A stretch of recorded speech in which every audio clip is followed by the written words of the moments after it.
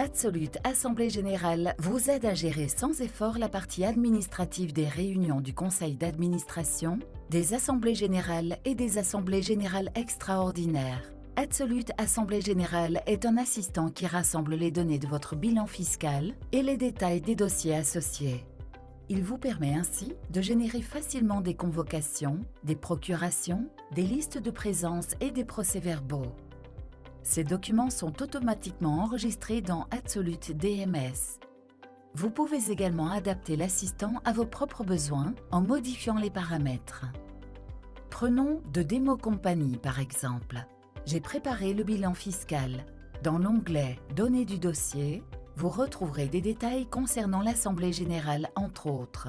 Cliquez sur le bouton « Assemblée générale » dans le menu pour lancer l'assistant.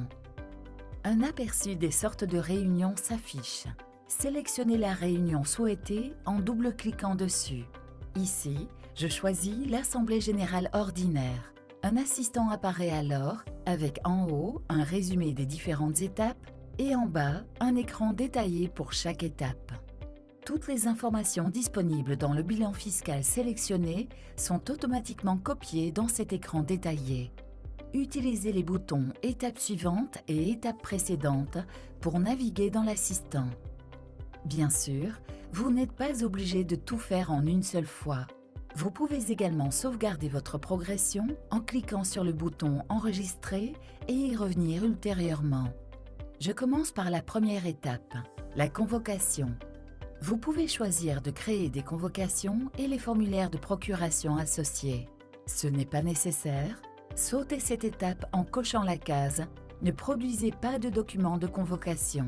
Il ne vous reste alors plus qu'à définir l'heure de début de l'Assemblée. L'étape suivante consiste à établir l'ordre du jour.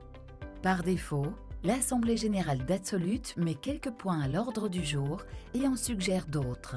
Vous pouvez toujours ajouter d'autres points à l'ordre du jour. Si un point de l'ordre du jour concerne un administrateur, un responsable ou un actionnaire, l'assistant vous demandera d'indiquer qui est concerné. Pour ce faire, ouvrez l'écran suivant et sélectionnez les personnes concernées. Ceci termine l'étape 1. Comme je l'avais choisi auparavant, aucune convocation n'est générée. L'étape suivante commence avec la réunion. Vous enregistrez les participants, cochez les personnes présentes ou précisez qui a donné une procuration. Indiquez également qui est le président et qui est le secrétaire. Vous pouvez ensuite créer la liste de présence en utilisant ce bouton. Ce n'est pas obligatoire. Vous pouvez choisir de générer tous les documents en une seule fois après la réunion. Passons à l'étape 3, la rédaction du procès-verbal.